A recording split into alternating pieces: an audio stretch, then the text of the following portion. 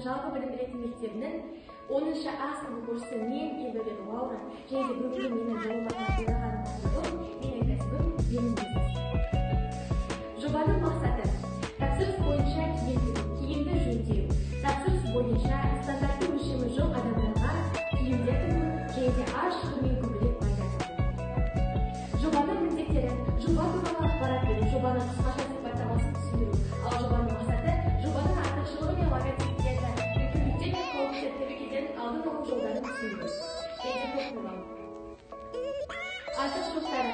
Қазіргі таңда көптеген адамдар сауда үйлерінен киімдер алғысы келмейді, өйткені өзге адамдардың мүмкіндіктер әрине де атылуға жүрмейді. Және өзінің қалған киімін өткізу үшін. Киім жөндеудің кеме немесе заводтардың қайта қалпына келтіру. Сонымен қатар өлшемдері стандартты емес адамдарға өткізу өте тиімді. Ал енді қабылдайтын шараларға келген болсақ, ең бірінші жұмыс табу, келісімді жалғау, одан кейін жұмысшыларды іздеу. Осы жұмыс үшін 3 тігінші, 1 әкімші, 2 тазалаушы әйел қажет. Және де материалдарды жеткізу, мал дәрі аксессуарларды жеткізу. Үйіндік техникалық материалдарға тоқталсақ, ең бірінші тігін машинасы, үтіктеу тақтасы, жұмыс үстелі, кабинаға арналған киім-кешек, шамдар, үлкен айна орындар, белгілі бір саннан өлшенеді.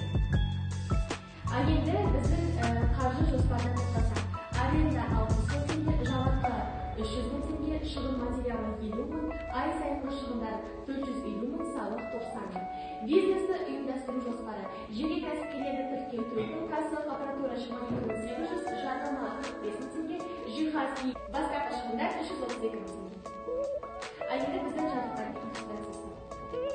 Енді бізде жобаның қысқаша сипаттамасын айтар болсақ, қазіргі таңда жарнамасы және де шығынды аз қызметін бизнестерді ашуға көптеген мүмкіндіктер бар. Оған қоса компанияға осындай жас мамандарға көптеген көмектерін беруде.